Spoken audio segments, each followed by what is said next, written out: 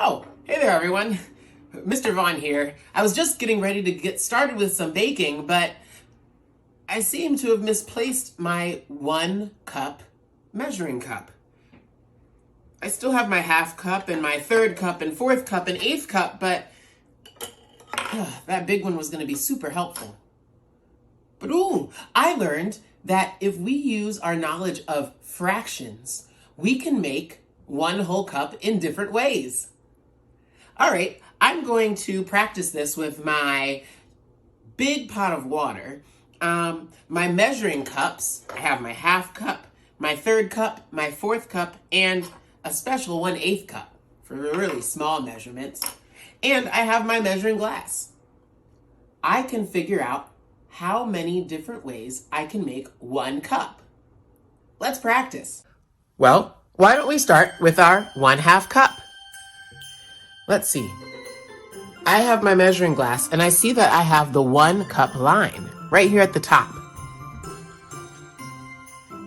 Let's see, how many half cups will it take? 1/2 cup. 2 half cups.